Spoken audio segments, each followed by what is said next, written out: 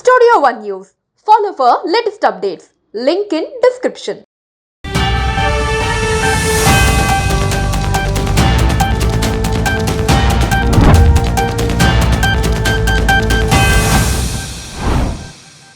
రాజస్థాన్లోని బిక్నీర్ జిల్లాలో ఉన్న ప్రసిద్ధ కర్ణిమాత ఆలయాన్ని ప్రధాని నరేంద్ర మోడీ త్వరలో సందర్శించనున్నారు.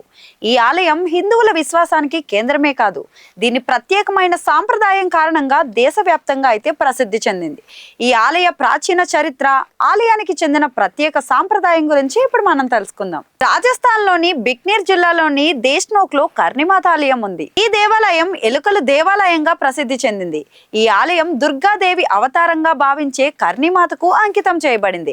అయితే ఈ ఆలయానికి చెందిన అత్యంత ప్రత్యేకమైన విషయం ఏమిటంటే, ఇక్కడ భారీ సంఖ్యలో నల్ల ఎలుకలు బహిరంగంగా తిరుగుతాయి. వీటిని కాబా అని కూడా పిలుస్తారు. ఇక్కడ భక్తులు ఈ ఎలుకలకు ప్రసాదాన్ని అందిస్తారు.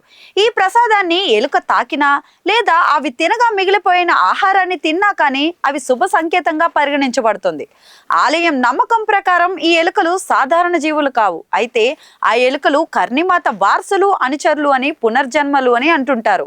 ఒక పురాణం ప్రకారం కర్ణిమాత పెంపుడు కుమారుడు లక్ష్మణ్ కొలియత్ తెహసీల్లోని కపిల్ సరోవర్ వద్ద సరస్సులో నీరు తాగే ప్రయత్నంలో ఆ సరస్సులో పడిపోతాడు.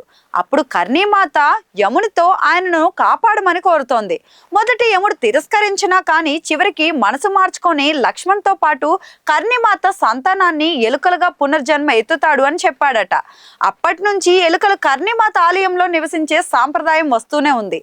తెల్ల ఎలుకలను ప్రత్యేకంగా పూజిస్తారు. ఈ ఆలయంలో కొన్ని తెల్ల ఎలుకలు కూడా కనిపిస్తాయి. ఇవి చాలా అరుదు.